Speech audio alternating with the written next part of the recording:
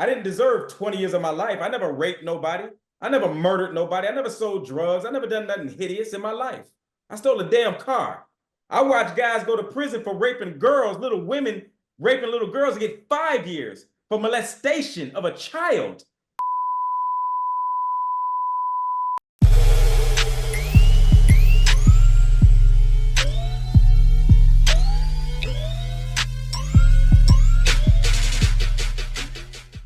Yo, welcome to the show. Welcome to the show. So for all those crazy people out there who never heard of you, boy, who ain't tapped it, they don't know what's going on. Detroit, Michigan is in the building. Give us your name and tell us what you do in a couple of seconds. Absolutely. Well, my name is Myron. They call me the prison doctor. I'm a prison prevention specialist who works with at-risk youth all across the country. All right, so I like that. So let's go back to where it all started for you in Detroit, Michigan, with the dog, the cat, your mom, your pops, all of that. How did you fall in love with crime? Well, I come from a well-known family in Detroit, Kenny. My father was a Motown funk brother, played with Marvin Gaye, the horn on What's Going On and Let's Get It On and Inner City Blues and Mercy's Mercy Me is my father. That sax is my dad. On the dramatics, What You See Is What You Get, In the Rain, Just Shopping. That's my father, Eli Fountaine. So I grew up very privileged in the music industry.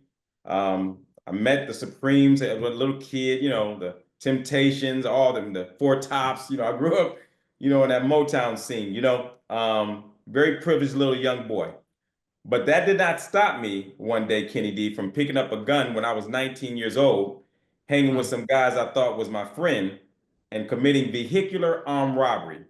I stole a car when I was 19 years old, and they body slammed me and gave me 20 years of my life in prison for that car. So I went to prison. I was a black belt when I went into prison, so I didn't have the problems that a light-skinned Jerry curl Prince looking cat back in those days would have. You know what I mean? Right. So I didn't have none of those problems actually. So I was very blessed not to have too much, confrontation in prison.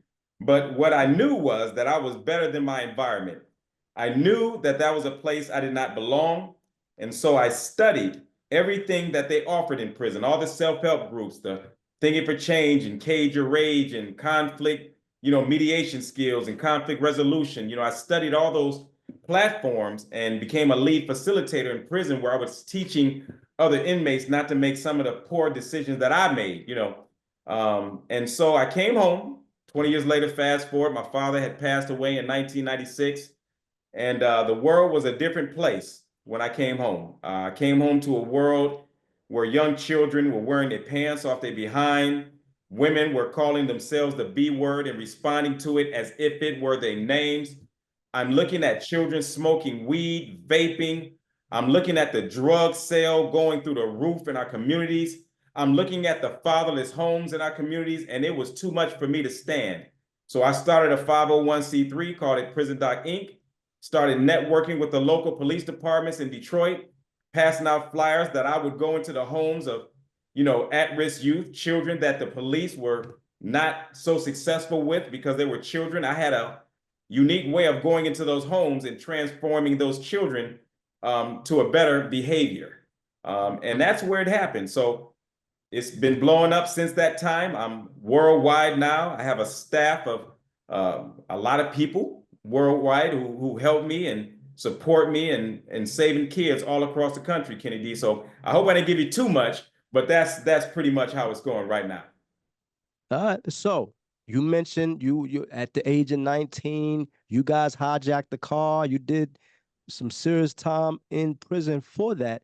Take me back to that night, or maybe that evening or that day when that happened. What was going through you guys' mind? Well, I think a lot of it was just being immature at that time, being self-entitled, spoiled. I can't call it other than what it was. I thought I was more than who I was. Growing up in Motown, and being around all those celebrities and all those famous people, being the only kid. I was in the studios with some very famous people, and that was my life. I was wearing, some of the things, sheepskin, natty goat, rabbit fur coats, and I was a very, very spoiled kid at that time. You know what I mean? And I think, well, not even think, I know that contributed to a sense of self-entitlement. If I wanted it and I couldn't afford it, or if I wanted it and they wouldn't give it to me, then I felt like I could take it. You understand? And that Right. that mindset was not only wrong, but that mindset cost me 20 years of my life in prison, which is why I do the work that I do now with kids all around the world and across the country, is teaching them how to transform their thinking from that stuff. So so let me ask you this. The your friend, your buddy that you did the robbery with or what have you, were you guys locked up in the same prison? Did you guys do the same time? What happened with him? You're going deep now, Kenny. You're going deep. So what happened was I didn't snitch. All right. Mm, So I got caught. He didn't. And I actually was told in county jail that if I would turn him in, if I'd have, gave the other person up or whatever, it'll work well in my favor. I didn't do it. Now, whether mm. some would agree that was a dumb move, or whether ones would say, man, he's solid, man, way to go by not snitching. Any way you look at it, I lost 20 years of my life. And that I can't get back. Mm. Well said, well said. So, in the midst of you not snitching, you didn't tell on him, he didn't have to do any time. Did he later come back and thank you after the 20 years that you served on his behalf? Never seen him, never heard from him to this day. I don't know the cat, but I'm not mad at him. We were kids, we were teenagers, you know Mm, what I mean? okay. So that was Kenny D, that was 30 years ago. You know what I mean? Mm, mm. So, I think a lot of us who are listening in or watching have done very similar things. A lot of us have committed crimes, whether we want to admit it or not. You've committed, if you ran a red light, if you ran a stop sign, you committed a crime. If you smoking That's true. weed at that time, you were committing crime. If you took a sniff of coke, you were committing a crime. If you That's had true. sex with your girlfriend who told your ass no, you committed rape. You understand? Mm, So, mm, so mm. Okay, okay. I like that. All right. Yo, if y'all just joining us, you are tuned in to the Kenny D Show, where we bring you entrepreneurs, hustlers, and stars. And today we have a true entrepreneur and hustler in the building, the one and only, the prison doctor, right here on the Kenny D Show.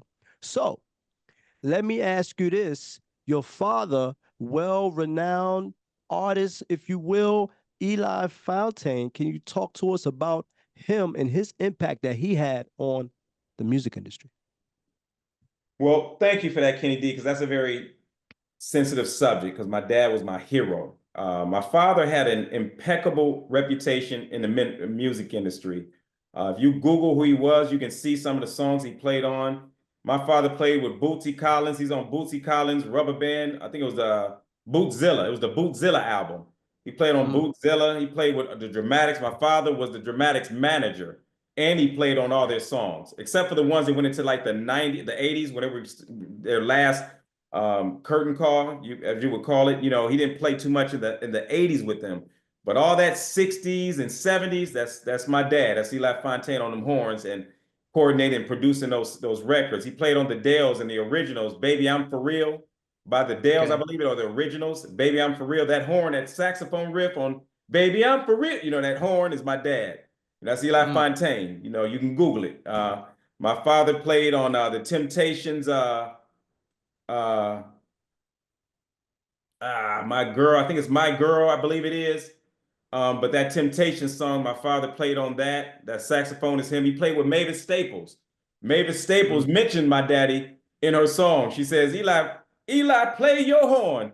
On Marvin Staples. That was a '60s song, though. That was before a lot of us was even born.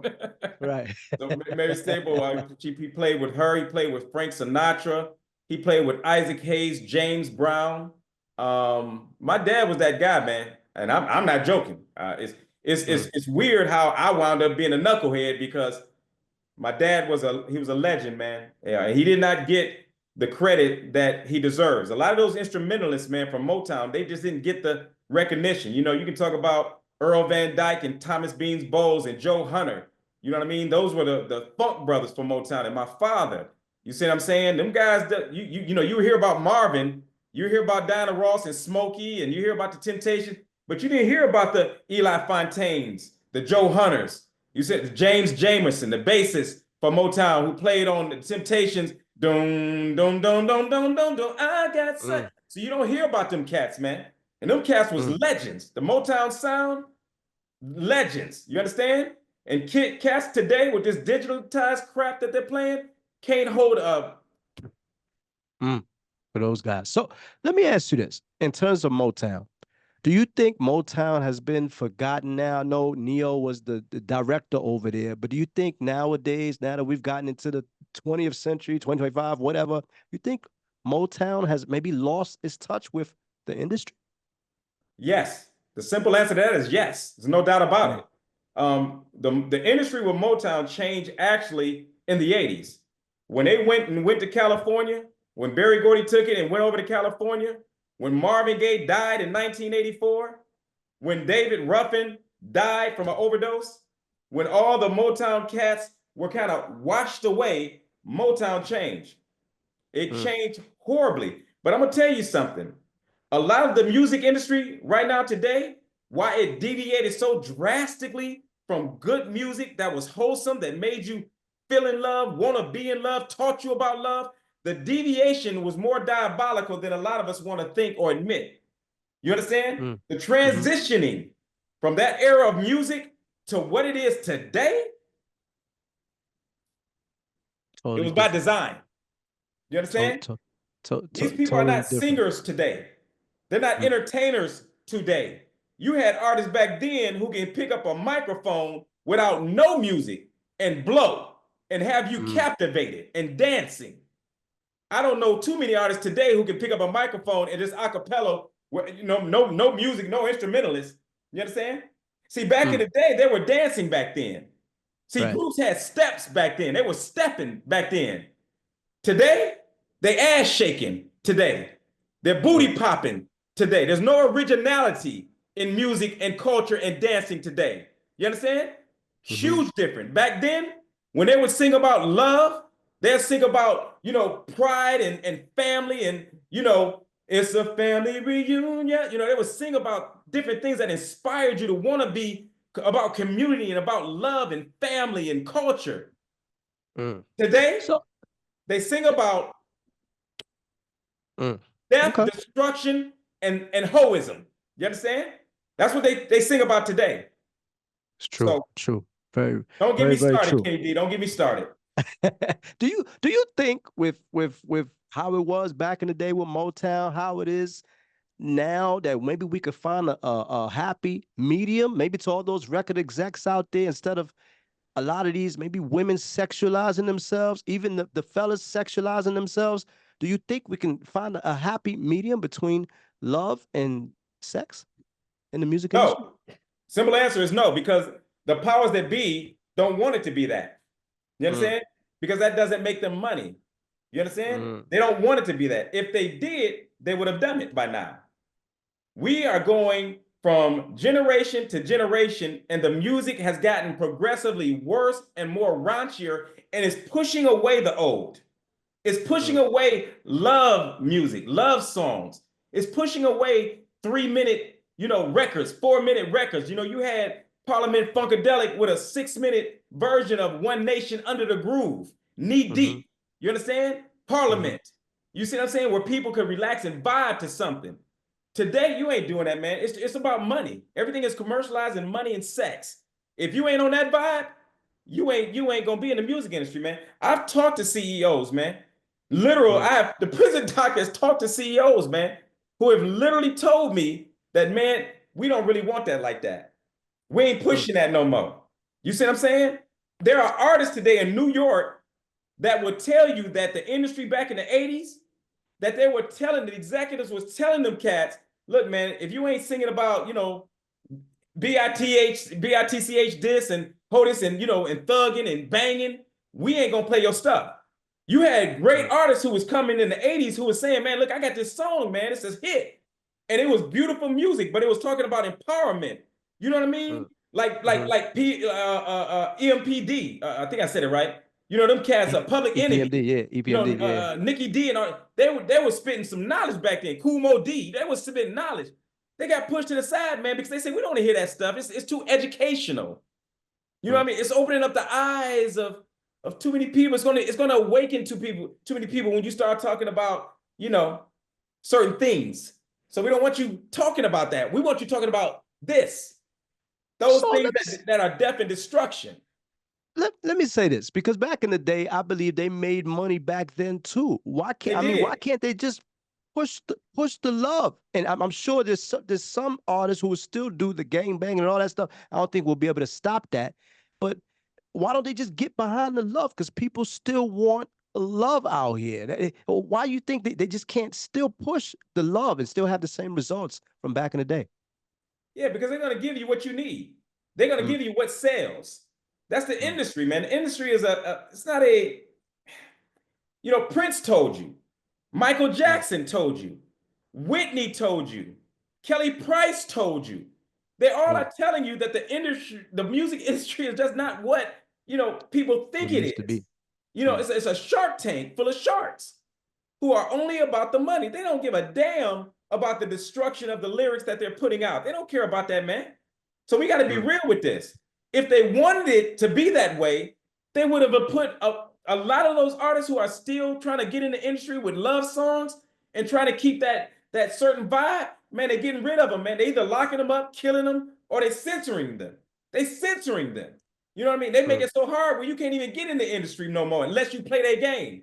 And their game is going to put people like Dirty Red on the market. I don't call her Sexy Red. I call her Dirty Red. You understand? Because ain't nothing sexy about her. They put people like Dirty Red in the music industry who makes her go platinum.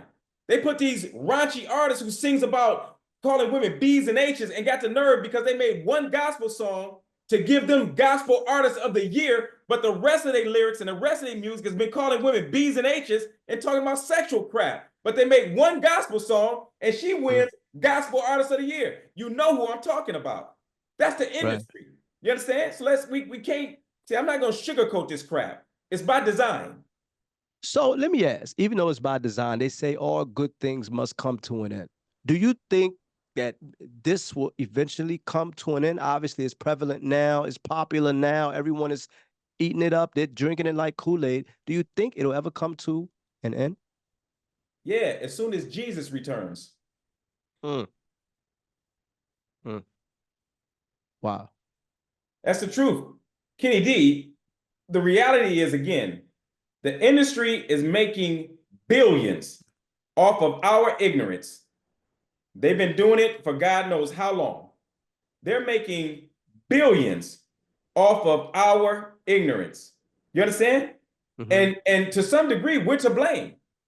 We are to blame because when you leave yourself, open like this, you don't educate yourself about the music industry. You didn't learn about, how to go independent. You didn't learn about owning your own masters. You didn't learn about financial responsibility. See, we didn't learn. So, the strong takes over the weak. That's just life. You understand? The strong will always take over the weak. That's just life, whether you like it or not. And the music industry is very much like that. So because Black artists particularly have done very poorly financially in the music industry for years, you understand? Particularly back in the 70s and 80s, have done horribly. So now you give these cats $1 million contract, they really think they done made it. But that's hard for a person to turn down $1 million contract when they're used to, eating, ramen noodle soups. When they out the hood and their mama is struggling to pay the damn rent. You understand? They living in a house full of roaches. It's hard for a young Black rap artist to say no to $1 million. I understand it. See, that's the taking advantage of that they have done. So to answer your question, there actually is maybe a backdoor way to get out of it. We have to start educating our young artists, first of all, to understand what it is to know how to freaking read a contract. Because many of them are getting tricked because they don't know how to read a contract and not smart enough to get an adequate lawyer to read it for them. They have to learn about financial responsibility. You get $1 million, but you're investing a $200,000 chain around your damn neck. You're buying a damn Bentley or a Bugatti worth $500,000, and then you buy a house worth damn near $600,000. So you got to teach them that 6 plus 4 comes to 10. 600,000 plus 400,000 equals $1 million. You understand? Right. They have to learn this stuff, man. So let me ask you that in terms of education, the 360 deals and things like that, upside down contracts with these record labels. Could we have I don't know, a Dame Dash, maybe start something like a tour, almost like a prison doctor touring around the world, showing artists about the record contracts? You think something like that could be in play in the near future? See, man, that's why I like you. See, that's why I decided to do your show. That's why, see, that's a great idea. Yes. Do I believe that? Yes. I like Damon Dash. Now, I have my thing about, the lyrics and the, women and, that's just a prison doc because I love kids and I don't like kids seeing certain imagery and I'm a kid guy. I'm all about saving the kids, bro. But I actually like Damon Dash, man. And there's a few other mogul artists out there, man, who's some decent brothers, man. And a lot of them are reformed from that old stuff. A lot of them recognize, man, that, they've been tricked too. You know what I mean? And they want to make a difference, in the industry. There's a lot of artists, man, who's literally coming up now and saying, look, man, I made some bad calls back then, man. I was used by the industry, man. And I apologize, for my ignorance, but I would like to educate, the upcoming artists on how to do it differently. You got brothers out there like that, man. And for those brothers, the prison doctor, man, call me. If you're watching the Kenny D show right now, call me, bro. The prison doctor will support you, back you, whatever you need from me. I got your back because we need reform in the music industry because that's the number one thing or top thing that is destroying our children, man. It has their ear gate, and we're musical people. So you can get us through the ear gate with that music, and that's what they're doing right now, man. So let me ask just a little, I guess, to play devil's advocate a little bit. Obviously, it's a great idea to have someone touring and talking to the artists about 360 deals where they can save their money, what they need to do once they get the contract, how to negotiate the contract. Do you think that the powers that be, do you think they would stop something like that if they knew that was out there? No, not only stop it, they'll kill you. Not only stop it, they'll kill you. But see, you can't be afraid of that. In this game that we're in, see, that's what children need. That's why I'm an advocate for children. The children need heroes, people who are willing to die. Hell, you're going to die anyway. Why not die for a cause? You're going to die any damn way. Why not die for a cause? So I'm of the mindset that I'm going to speak truth to power. I don't give a damn what comes. I'm going to take the necessary precautions to protect myself and my family. And if somebody bring it, you better bring it good because I'm going to give it back double fold. You better not miss when you come at me. You understand? And then I have a team of people around me, you understand, who got my back. Let's just put it that way. The prison doctor ain't out here on his own, believe me. And I have God on my side, and that's what I believe, Kenny D. So we need people, regardless of what the industry say, you got to be willing to die for this. See, that's the when you're caught by fear like this, and they know they can stun you by fear, by making you you will lose your life if you open your mouth. So you better not say nothing. See, that's how they got a lot of us. They got us by a chokehold for fear of losing our lives or losing our, being censored. We saw that happen last year with the transsexuals. You can't say nothing against transsexuals or they'll censor you as an artist. You got a movie deal coming up. Say something against transsexuals, you might lose your movie deal. I'm the mindset is I'm gonna speak truth to power. I don't give a damn what. See, you can't buy me, Kenny D. You can't buy my silence. You can't put fear in a prison doctor. You understand? Because I'm not afraid to lose my life. Because I care about the mission and I know God got my back. And that's the truth, Kenny D. You understand? So that's what men need to become today, is fearless. As long as we're a bunch of cowards, change ain't gonna never come. As long as you're a little coward, you're scared of losing your life, you're scared of losing your girlfriend, you're scared of losing the bag, you're scared of losing the money deal or the show, you're a coward. And you will never make change. So let me ask this, because one of the people Use who, my passion, Kenny D, man. That's just how I am, man. I understand. One of the people that really jumped out to me, over the past couple of years is Jaguar Wright. Right? She's come out, she's blasted everybody in the industry. Obviously, she's telling people's business and things like that. But she's giving you the inside scoop on, I don't know, allegedly Jay-Z and all the top record execs and stuff, Leo Cohen and stuff like that. Do we need more Jaguar Wrights out there? Yeah. I mean, when you're starting a movement, you need people to help move things, right? So you have to have people fearless. You have to Mm, have some warriors out there, man. You got to have God's people out there. God has an army too now. Satan got his. God has his. Choose a mm, side. What side you want to be on? Satan clearly got his army. They working for him day and night. You understand? But God has his. We just don't see enough of them. You understand? So you got to have an army in order to make change. Real change has always been brought about by people banding together to say enough is enough. Real change has never came through the White House. mm. Real change has never came through the senators and the Capitol. You understand? And real change has never came through that, Kenny D. Real change has always came by people coming together to say, you know what? I'm tired of this crap, man. Enough is enough. We're going to put a stop to this no matter what. That's how you bring change. Mm. Well said, well said, well said. So, in midst of Motown, Eli Fountaine, and the Temptations, and all of that stuff, Berry Gordy, all of that, who is the Prison Doctor's top 5 artists of all time out of Motown? Wow. Your show should get millions of views just based off of that question. I've never been asked that. That is a very great question, my brother. Let me answer it. My number one group from Motown. Now, I'm sorry, I got to play with this a little bit because the Dramatics was with Stax Records, right? The Dramatics was really not Motownish, right? So, but I wish I could slide the Dramatics in there, right? Because I knew Okay. all them cats: Ron Banks, Lenny Mays, Squirrel, L.J. Reynolds, Ouija Howard. I grew up with them cats as a little dude with my dad. Playing with them. But Okay. so I love the Dramatics. But Motown, number one would be Marvin Gaye. Obviously, it would be Marvin Gaye. It would be the Supremes. It would be the Jacksons. They were Motown back then. So the Jacksons, probably the Jacksons, they was killing it back then. It would be obviously the Temptations. And then my last one would probably be Smokey Robinson and the Miracles. Mm, mm. Well said, well said, well said. That is the Prison Doctor's top 5 artists out of Motown. I love it. All right.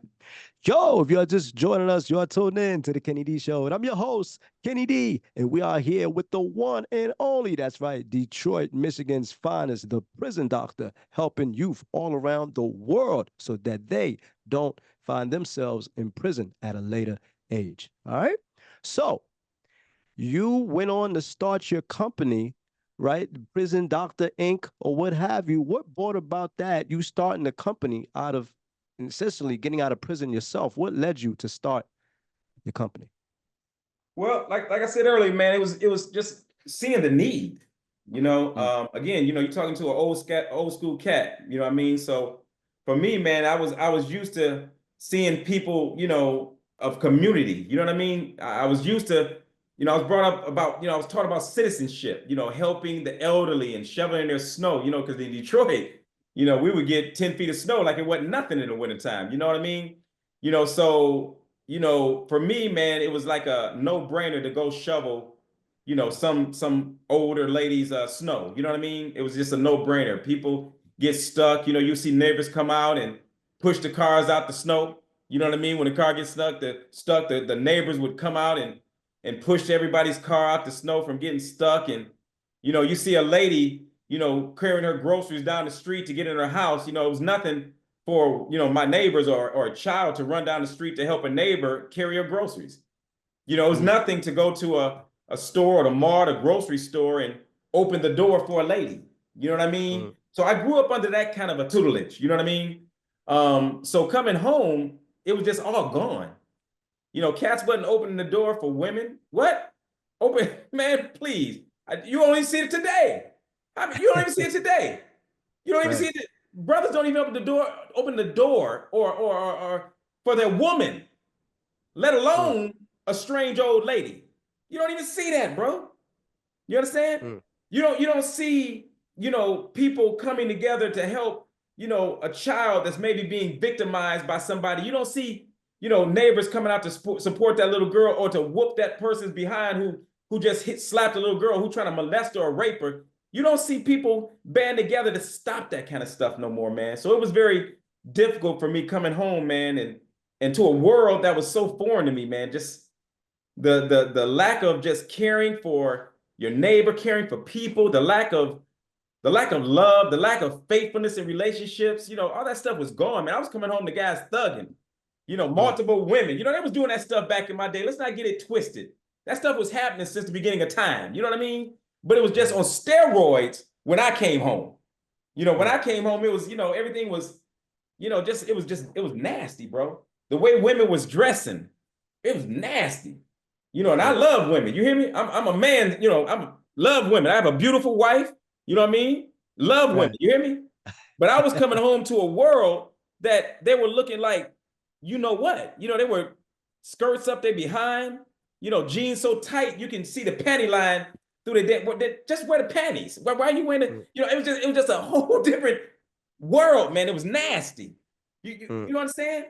I came home to seeing, boys and men holding each other's hands, and I saw cross-dressing and men, wearing skirts and being allowed in little girls' bathroom, knowing damn well this is a full-bearded man with a skirt on, but he's allowed to go into a little girl's bathroom. I came home to that crap. You understand? And I wasn't happy with it. And I'm still not happy with it. So I decided to do something about it. And this organization right now is doing a lot about it. You understand? So that's what spawned the Prison Doctor organization. So let me ask this: was the decision to help the youth from a early age, did that play into, I guess, attacking the root of the problem when kids or boys, little boys, even girls commit crimes at a later age? Is it attacking the root, which is at a young age? What, the organization, or what exactly? What do you mean, Kenny D? Attacking the youth, as start getting them early, like giving them discipline early before they mature and start doing the bigger stuff. Sure, great question. Absolutely, the answer is yes. Early intervention is the key. You know what I mean? We're about prevention. Oftentimes, families are calling me after the child has stole a car or after the child has slapped the mother with a pistol or spit in her face. They're calling me after the effect. And I'm always telling, warning the country, if you need help with your child, reach out to the prison doctor when you see symptoms. When you see those early symptoms of a child, being disrespectful, disobedient, violent, if you're seeing violent tendencies, start calling someone. Whether you call a prison doctor or not, call somebody to do some kind of early intervention. The problem is that the prison doctor should not be this busy. I should not have damn near 1 billion views worldwide, literally. I should not have millions of followers who like my content because I'm going in there straightening a child out from the crazy behaviors that they do. I shouldn't be this busy. Quite frankly, I shouldn't even be this important. You understand? I'm not happy about it. See, I'm not in here to be entertaining people. A lot of people think, I do this stuff and post this stuff for entertainment. I'm not no damn entertainer. This stuff is serious work. You understand? And I tell parents, if you can just simply catch your child early enough, you won't need the prison doctor. You won't need me. Catch that child when you see those signs, nip it in the bud at an early age, from the age of 3. If you see it, nip it. Don't wait till your child is 8 to say, now I want to call and get my child some help, when you've been noticing for the past 5 years, your child is going in the wrong direction. You got to nip this stuff early.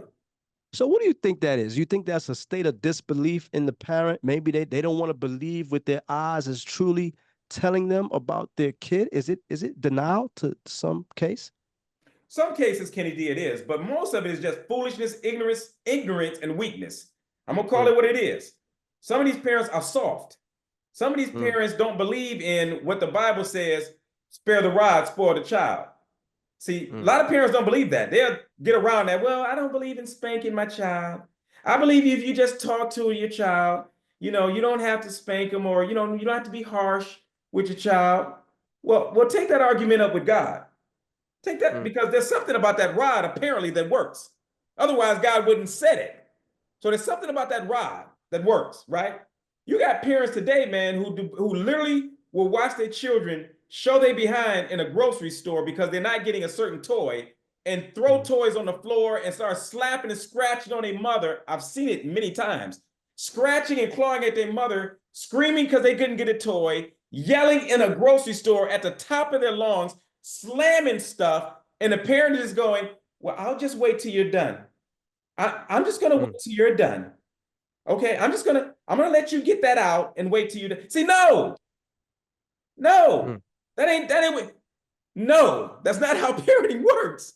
You understand? Crazy. Because what you're doing is you're pacifying that behavior. You are pacifying their children. So if you let a child in a candy store and you tell a child, hey, go ahead and do what you do. Just eat whatever you want. Just eat to your heart's content. What do you think that child is going to do? That child is going to eat every goddamn piece of candy in the damn store. You understand? Right. So you have to regulate your child. You have to be the authority, the disciplinarian. You have to be the regulator, because you are the parent. You don't give your child free access to do what they want to because they're children and you don't want to discipline them. That's not how you parent, which is why we're seeing a spike right now in children being diagnosed with all these mental health disorders, ADHD, OCD, ODD, schizophrenic, bipolar. It's because parents are feeding their children garbage, letting them eat what they want to, you understand? Watch what they want to. And these things now, Kenny D, are being proven by scientists and the damn best minds in the world, that what parents are allowing their children to eat and watch is causing them mental harm. Take it or let it alone. Well said, well said. Let me ask you this. In reference to the house calls that you do, you're doing a very great job at that. It's very phenomenal. Do you sometimes have fathers give you a call on behalf of their child? Great question, Kennedy. You are a great interviewer. Yeah, I do. I would say probably 80% are women, single mothers. 70% are African-American single mothers. And maybe 20% are fathers who's calling me, and I provide a service for the fathers. And sometimes that can be somewhat embarrassing, to a father to have to call another man into his home to kind of get his son on the right track. However, listen, if it is what it is, listen, you need help, you call. If you're not, don't have the tools, you know what I mean? That's not a slight on you as a father. You know what I mean? Because some fathers are in a situation where, they may not have been taught how to father or, their child correctly. You know what I mean? Because their father wasn't on point. You see what I'm saying? There's always an exception to this stuff. And people are so critical to want to judge these families who are reaching out, asking for help, saying things like, well, ma'am, you can't raise your own son. Why would you call some strange man into your home to get your son right or your daughter right? Well, why shouldn't they if they can't do it? And they may not be able to do it because they was not taught how to do it. They may have had poor examples as a father or as a mother. They may be struggling with mental health disorders.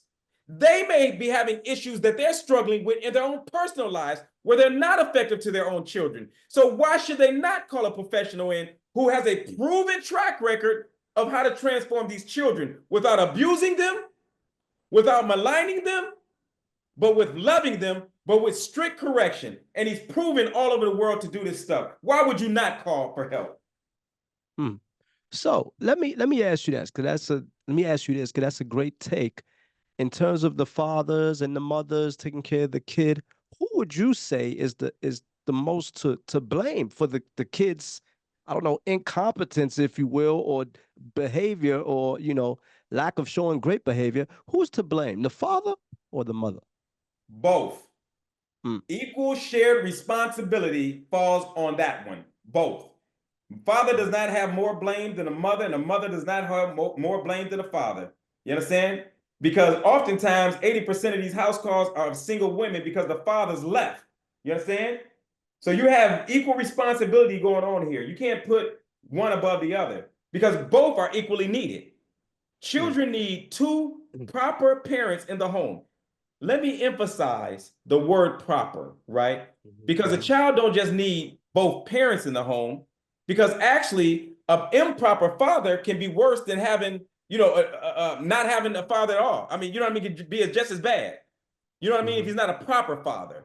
You know what I mean? So that's why I have to emphasize the word proper. Children need both proper mother and proper father. You understand? In order to be raised correctly or have a snowball chance of winning in this society we live in. You understand? Because the father gives a dynamic that the mother just can't give.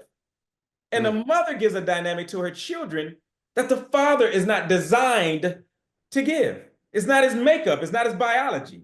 Now, you can try to cross that all you want to and play that game like a man can be a woman and do womanly things and be the nurturer and be the, no.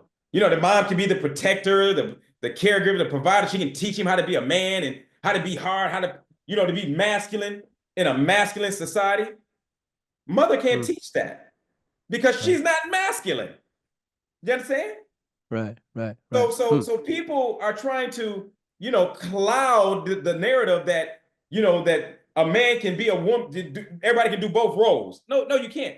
There's an exception to that where God blesses the mom, right? Because you have a lot of beautiful single mothers out here who have done fabulous jobs, Kenny D, with raising their children without no man. You have a lot of women who have pulled it off and they've done it successfully. But that is not the rule. That's the exception. It's not the rule. That's the exception. That's what the God's blessing that God has put on that woman to give her the strength to be able to pull that off. But that's not the damn rule. You understand? And statistics prove that all over society. That's not nothing the prison doctor is saying. Just Google it. We're in a Googling society. Google it. It's true. Yo, this your boy Kenny D. Hey, didn't mean to interrupt your show, but I just wanted to take a quick minute, just to let you guys know. If you want to see more dope interviews like this one, that's right, you want to go on YouTube and go to The Kenny D Show Live, all right? And also, don't forget about our website, thekennydshow.com, all right? We got you. Yo, I'm done talking. Back to the show. So let me ask you this. Should more parents maybe get together before they are parents of the children and discuss their discipline styles? What's your thoughts on that? Maybe they should get on the same page prior to having the kid. Man, great question. Yes, that's what they should do. Okay. So, Kenny D, that's what they should do. See, this stuff is not like mad arithmetic. See, we try to make it like it's mad arithmetic. Like this stuff is so complicated and difficult. That's why you got all these podcasts and these different talk shows, because everybody wants to have their chime in and make it, their little different elements. Instead of just sticking to the basic principle, once we get back to communication, learn effective communication. Right. Master that. Bring God back into your home. Master that. Master some form of spirituality. That way you have a foundation and a guideline and a premise to base your conversation on. You understand? Master love. Master that. See, we don't master those things. We want to master every damn thing else, but the basic stuff that we know that's been proven to make it work.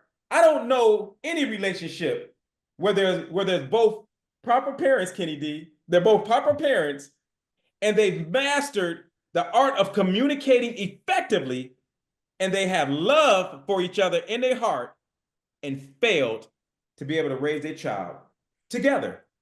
I don't know one instance of a family dynamic like that where it has not gone successfully. Now, you remove those things. How many can we name when disaster? When you remove God out the equation, you remove the communication out the equation where we're not communicating effectively with everybody. We're just arguing. We become a arguing, society relationship. You remove that out of the home. You tell me, how has that worked? Yeah. Well said. So let me ask this. Is there an age limit on the kids? Like, is there an age where the prison doctor says, oh, well, this kid is far too gone, maybe 21, 22 or what have you? What's the age limit for coming over and doing a house call for a family? Well, we start from 5 to 18, but I've done 32-year-olds.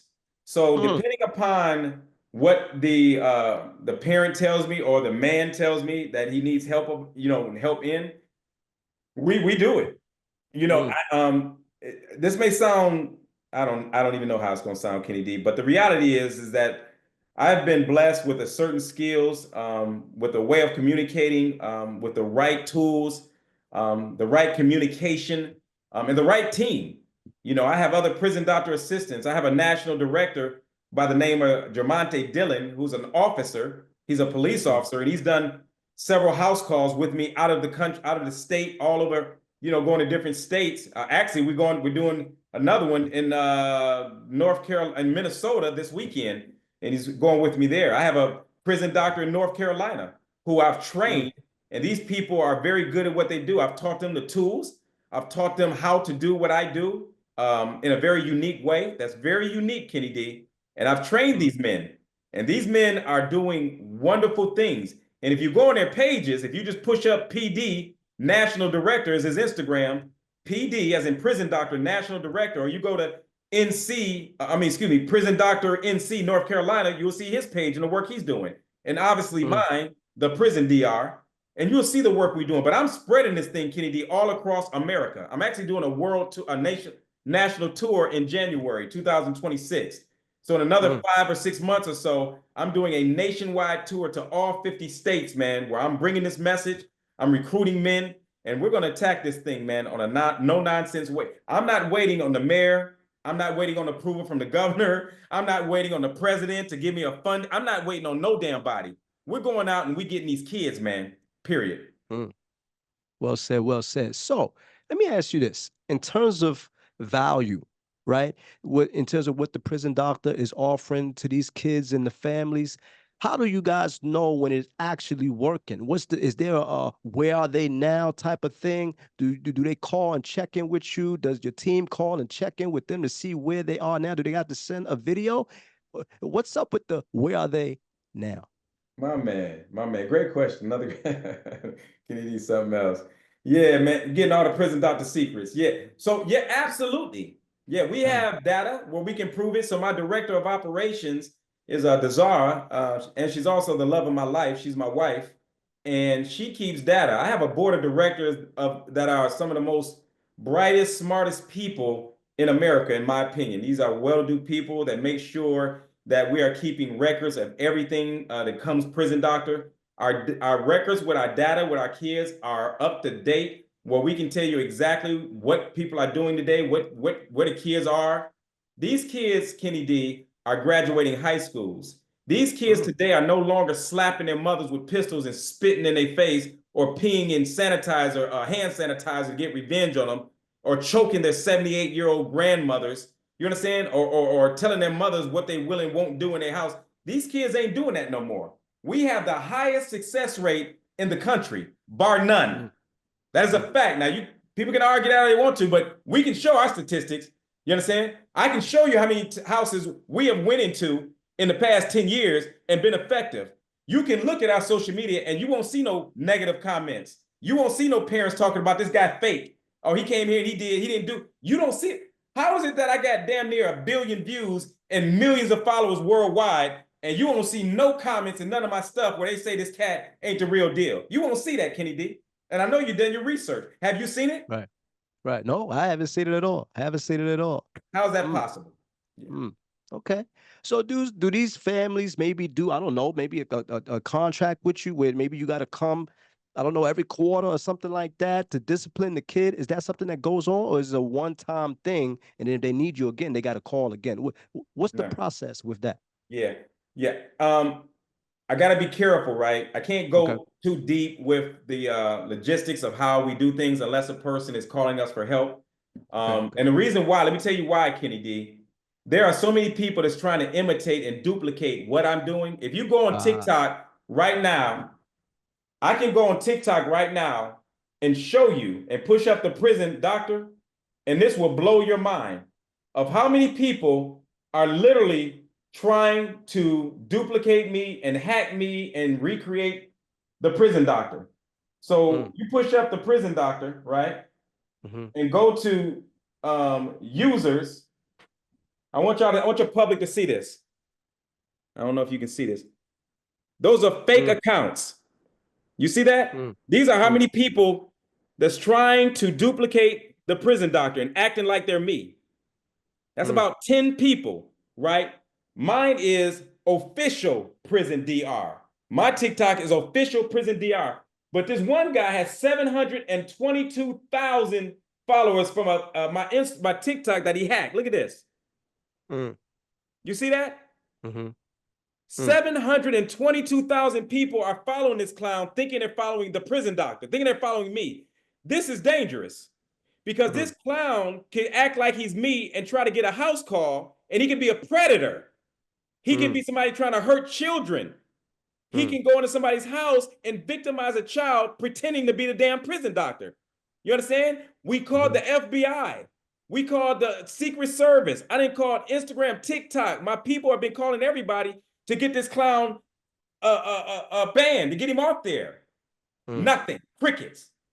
This clown didn't hack the damn account and fooling damn near 1 million people. That's dangerous. So that's why I'm very protective of giving out any information over social media or any interviews, because people are trying to learn how much is this? How do I do this? Is it free? What is my tactics? Do I do this? Who comes with me? Because they want to imitate the prison doctor, and I'm not having it, bro. Okay, I respect that. I respect that. I respect that. So recently, there's a case that's going on in Chicago, what have you.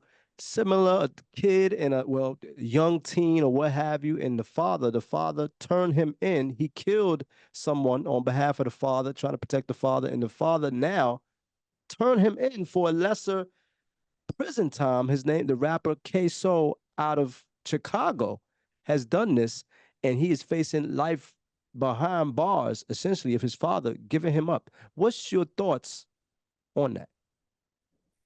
Right. Well, it can be twofold. Justice is a thing that must be delivered, but who handles that justice is a different story. You understand?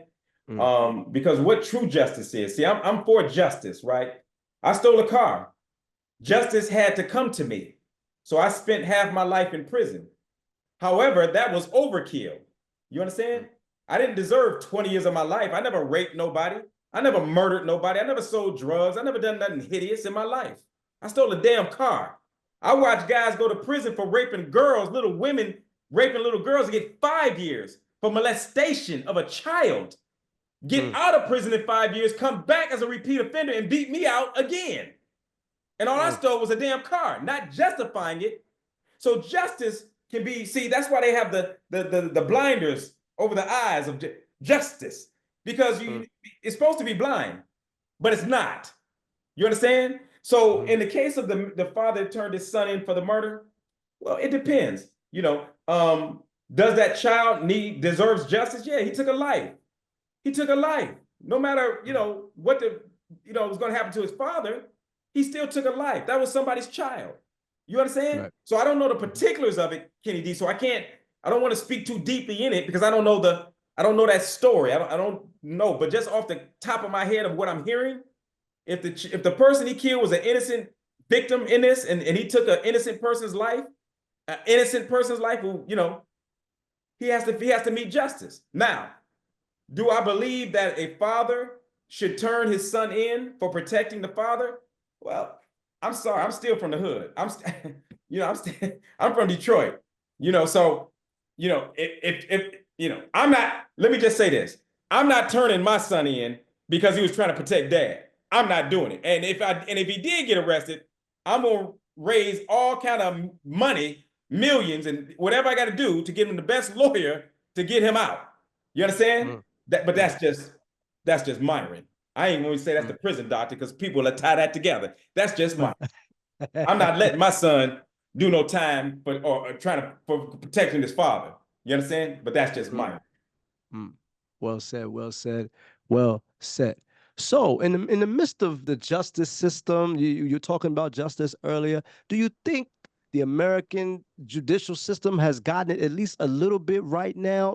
Like you said, you did 20 years for doing a car, stealing a car, or hijacking a car. Someone else doing molestation, they might be of a different color. They might get 5 years. Do you think they've reached a happy medium now, or there's still work to be done? Hell no. Mm, No, they've not met a happy medium. The sentencing guidelines are crazily it's disproportionate. It's just all over the place, man. The sentencing guidelines in America is unjust, and it's not logical. It's horrible. Period. You understand? People that and I'm gonna tell you something else, man. I don't get off into this race thing.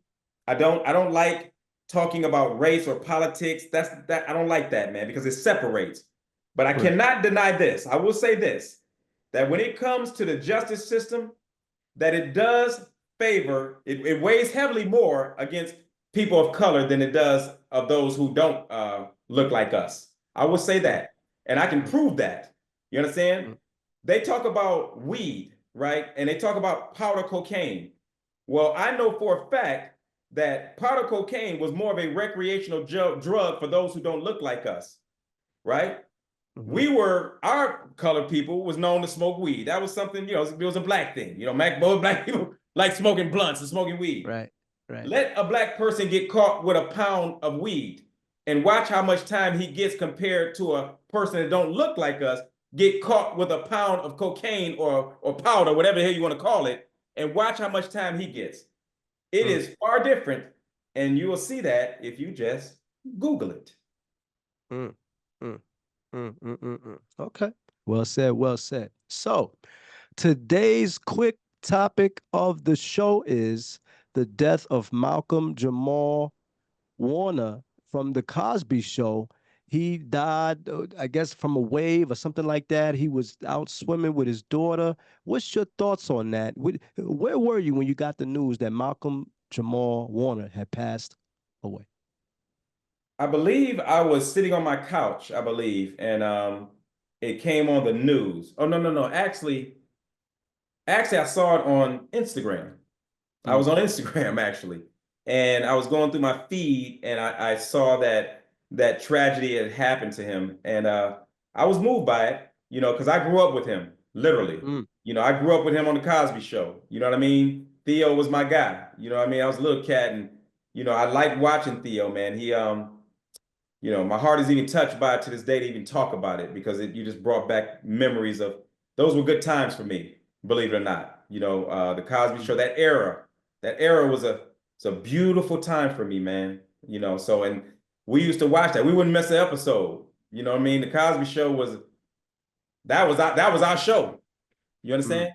So when he died, it touched me, and to this day I'm still touched. And he did a great work for in his filming and his acting skills. I have nothing but good to say about him, and nothing but good to think about him. So that's all I got to say on that. Do you think that the Cosby Show back then, Claire Huxtable, Mr. Huxtable, he was a doctor, things of that nature. They had a family, a unit. Do you think that symbolized the American dream back then? Yes. Yes, it did. Because they gave us a realistic view of the possibilities of what a Black family could look like in that time where Black families were really struggling, financially, economically. They were struggling.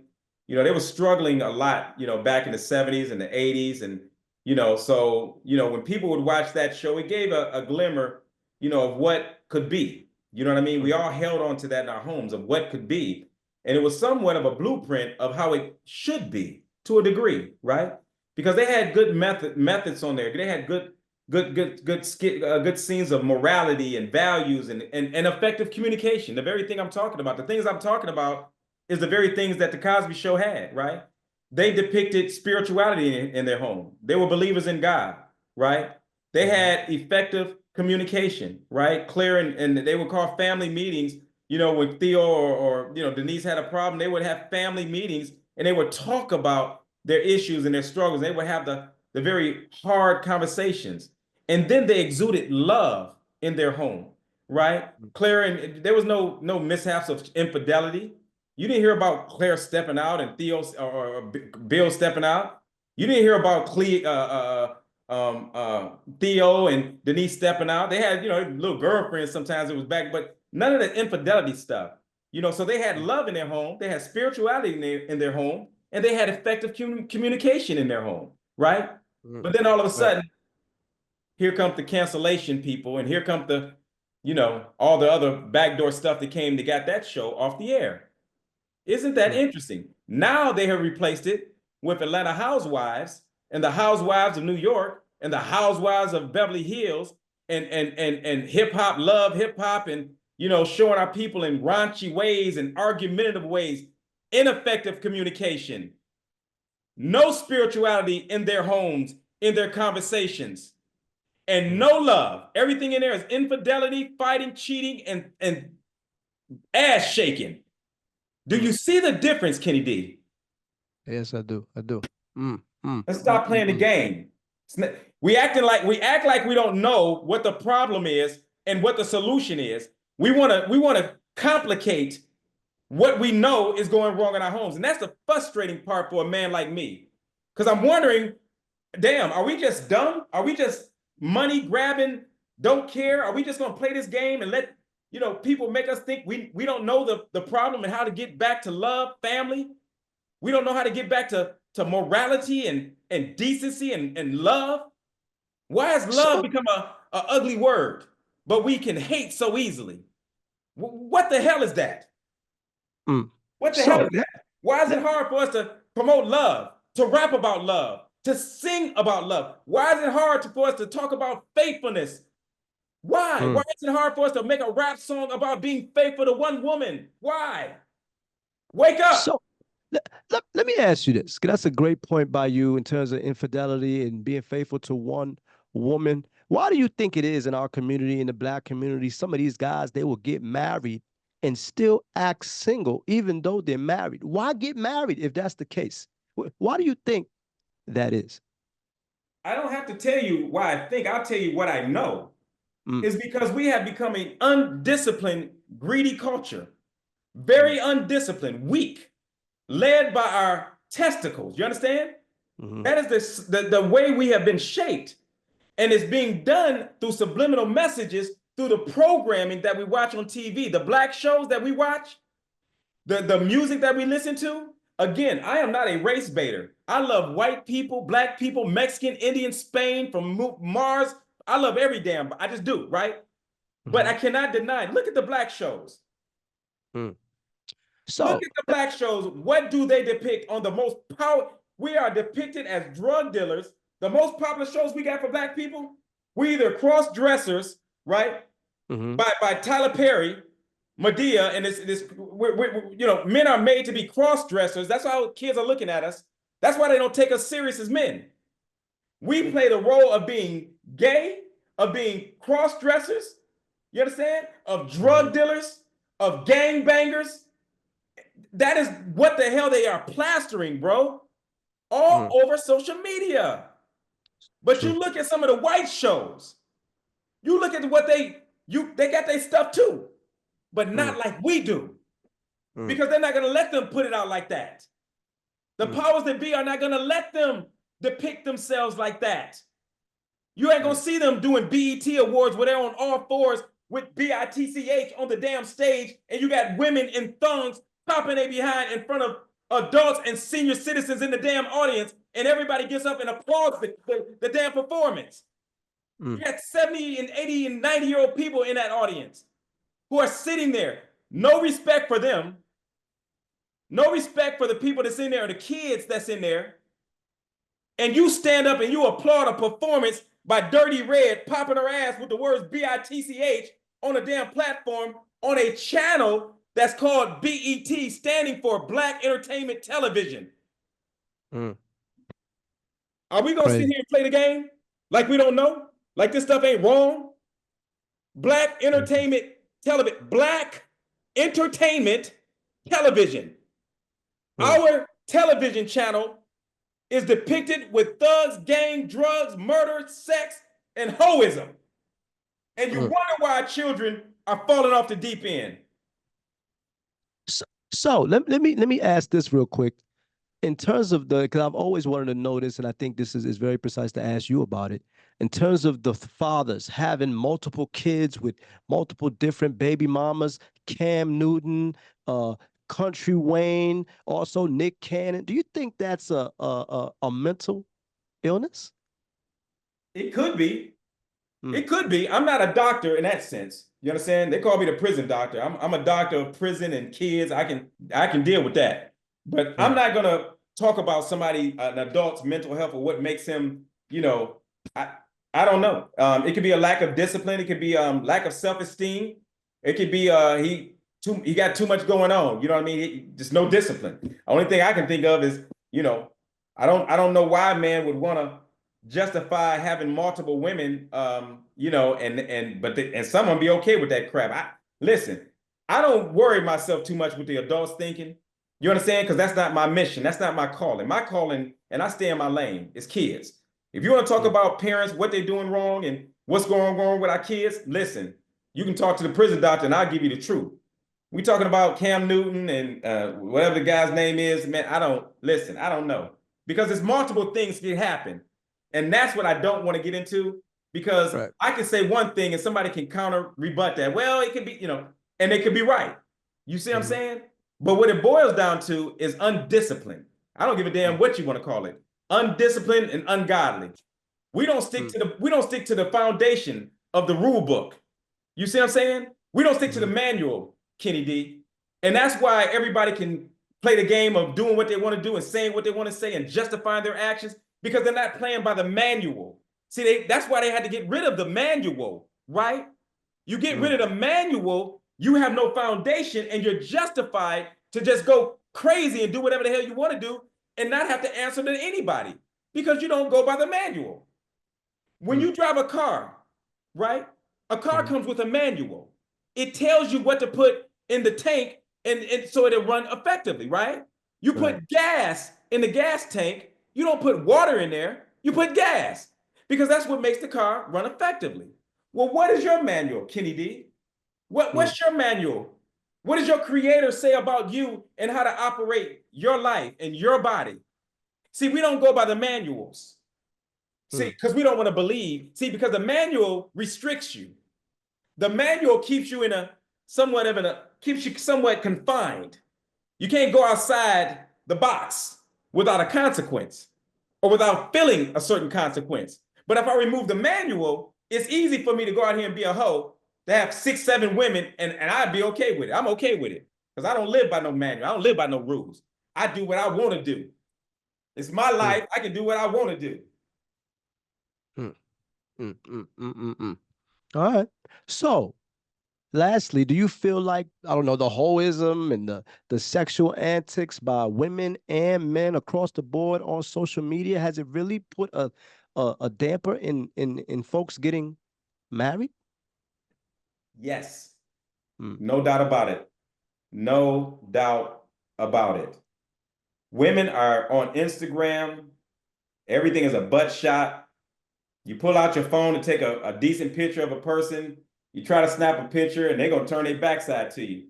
It ain't the face that they're trying to show no more. It ain't the front side of their body. They don't want to show you the front, just a beautiful self with a nice, they got to show the butt. You know what I mean? mm, Lust is taking over our culture. mm, Lust has taken, we are hypersexual society. We are a hypersexual society. And women know that, right?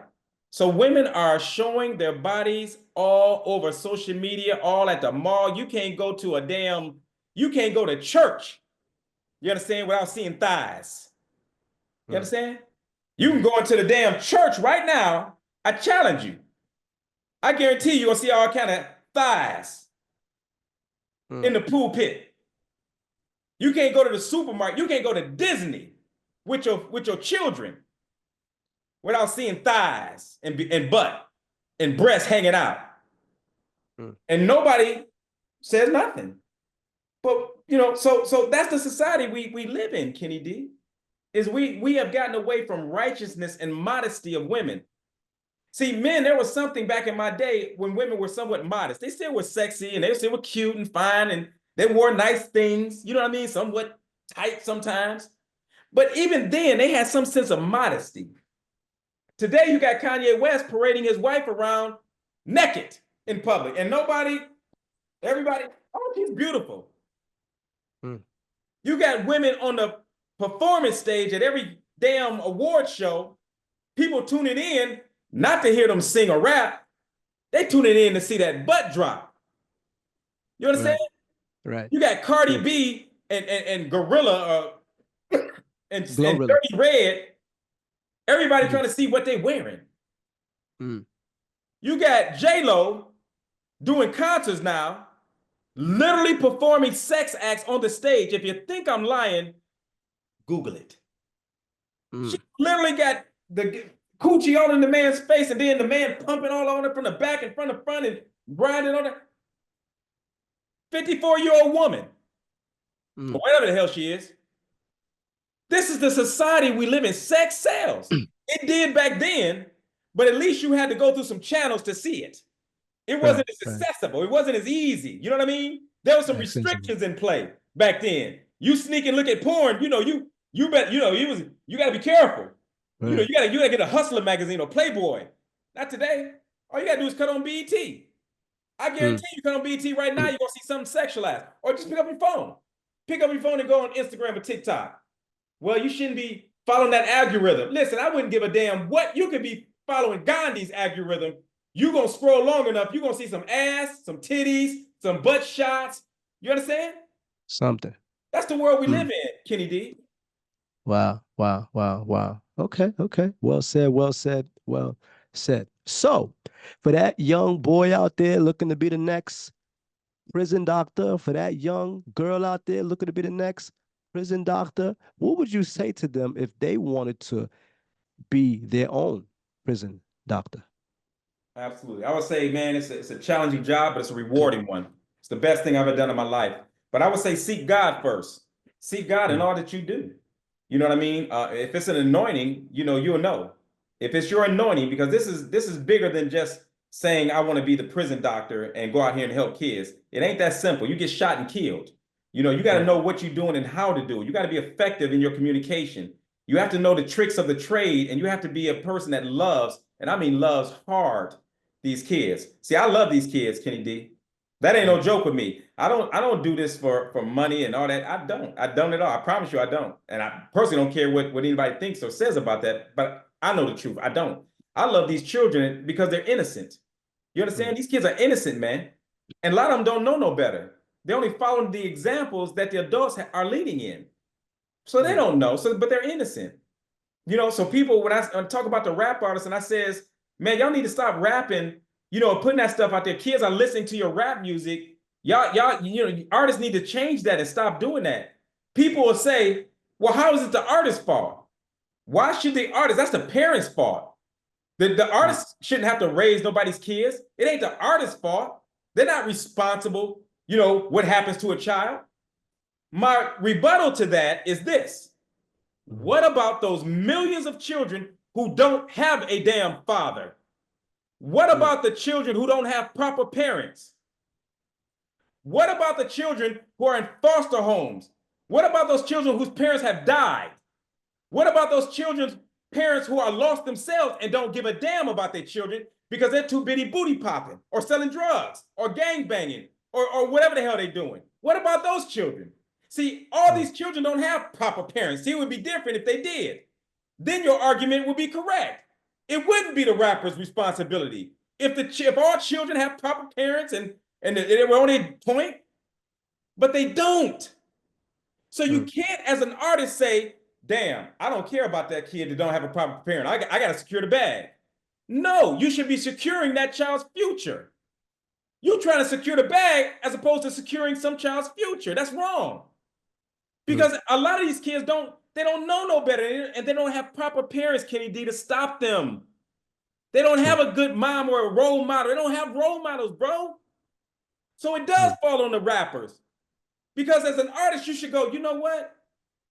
too many of our kids are failing. Too many of our kids are being influenced by our music. They're committing crimes, and the kids are saying it. When I interview these kids, Kenny D, they tell me, I say, where do you think you're getting this influence from to rob somebody and sell drugs and vape and call your mama a bitch or slap your sister? Where are you getting this from? Why you don't respect your mama? Kenny D, go on my social media. They are telling me out their own mouths, well, it's some of the rap music I listen to. Yeah, I listen to. Are you listening to rap? I listen to rap pretty much every day. Before I go to school, I sneak in and listen to the rap music. And I guess I get it from the rap music. Kids are saying this stuff, man. Hell, the rappers are even saying it. From old school saying, we know we didn't drop the ball, man. Because a lot of our rap music was garbage and it's destroying our culture. This ain't no secret, brother. This ain't no secret. So those rap artists are responsible for what's happening to our children today. A lot of them guys got billions and they still putting out that crazy ass music. Why is Rihanna still rapping? Why is Jay-Z still rapping? Why is Beyonce still rapping? Why is Dirty Red still rapping? Why are they still rapping, bro? And they got damn near billions of dollars and at the very least 50 million. So why do you still got to pollute the community and your people knowing that that's hurting them, man? Get out the game. Enough is enough. Secure the bag. Okay, I'm done. Let me move on to something else that's going to be positive for my people. Tyler Perry, same thing. You cross-dressing and putting out shows every goddamn week. It's a new show by Tyler Perry. Have you seen his house? He has an airstrip at his damn mansion. You understand? How much more money do you need, Tyler Perry, before you stop cross-dressing and putting our people out there like they're hoes and thoughts and drug dealers?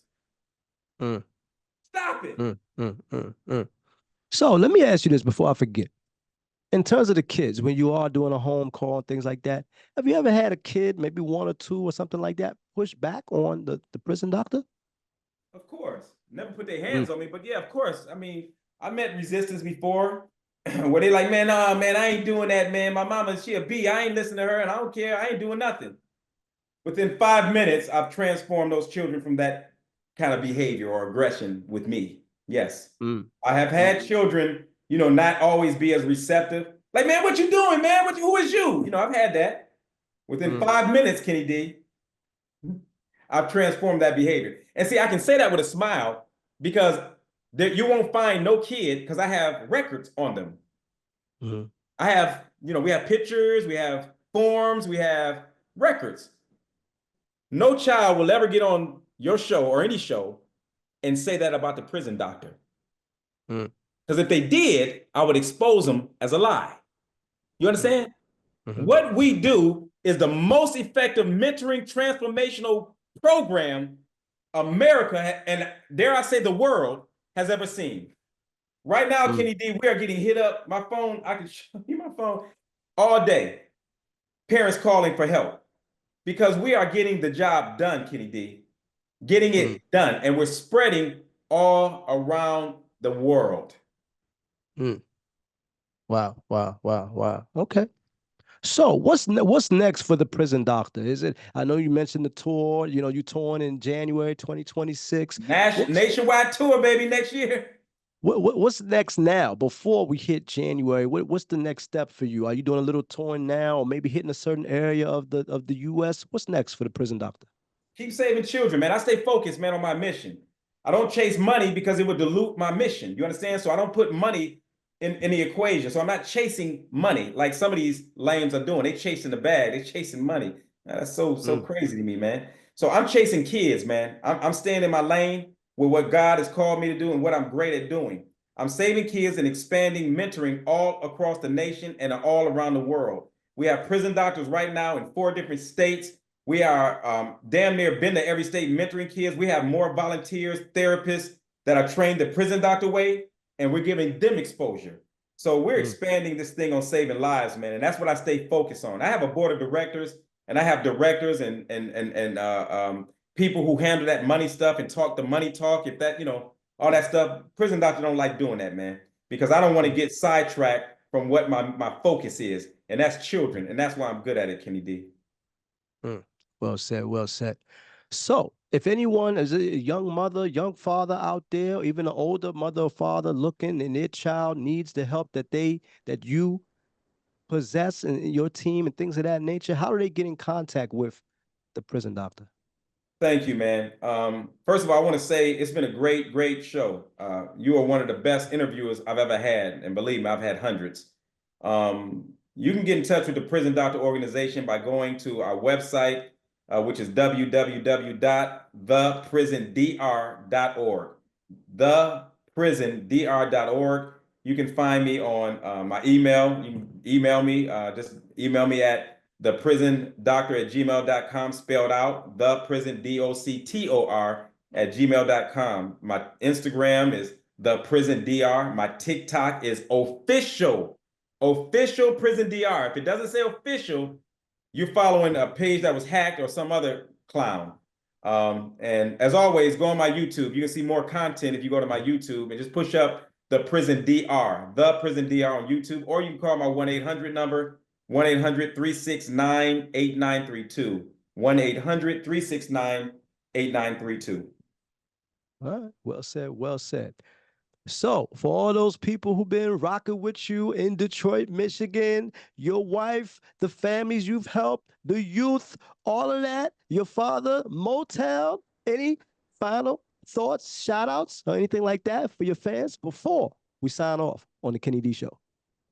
Yeah, absolutely. I'm going to thank all my supporters. I think I'm at like 800,000 supporters right now on Instagram, 800,000. I think I just hit 800,000 on Instagram. And I have millions of followers worldwide, in Ghana, in the UK, in Egypt, all over Egypt, Cayman Islands, so Jamaica. So I want to thank all my supporters who believe in the Prison Doctor and see the value in the work that I do. And you guys know me. You guys have been following me a long time, and you know my heart. This is not about play with me. It's not about money with me, and I'm not trying to be an entertainer. I'm passionate about these kids, and I know what I'm doing when I come into those homes. I want to thank my staff, my team. They are all been very supportive and great. Dylan, Dazara, Jeffrey, my board of directors, Nico Caratasos. He's the owner of Atlanta Fish Market. He owns restaurants in Miami, Bistro Nico, Terry Monk, just a lot of people. Raymond Cronin, a lot of people, man, have been good to me. Love me. Shelly Justice, Chris Mullins. I'd be here all day thanking Ed Gleason, Shelly Winter. I'd be here all day thanking people, bro. It's just, a lot of people poured into me, man, and been very good to me, man. So if I forgot your name, please forgive me. I love you all, and thank you for supporting the Prison Doctor organization. All right, I like it. So it was a great show today. Tell everybody who you chilling with. I'm chilling with Kenny D on the Kenny D Show. This has been the best interview the Prison Doctor's ever had. I kid you not. I have done so many. Your questions have been the most spot on questions, man. I love your show. I love what you are doing, Kenny D. And the Prison Doctor got your back with whatever I can do for you, man. All right. And that concludes our show for this evening. But before I let you go, I'd like to thank all my viewers out there for tuning in. And make sure you like, comment, and subscribe to the channel. That's right. You're going to subscribe and make sure you turn those notifications on. So when we upload videos, you are the first to get it. And last but not least, we'd like to thank the one and only Michigan's finest. That's right. The Prison Doctor for blessing us with his presence on the show. All right. See you next time on the Kenny D Show. You don't want to miss it. Holla.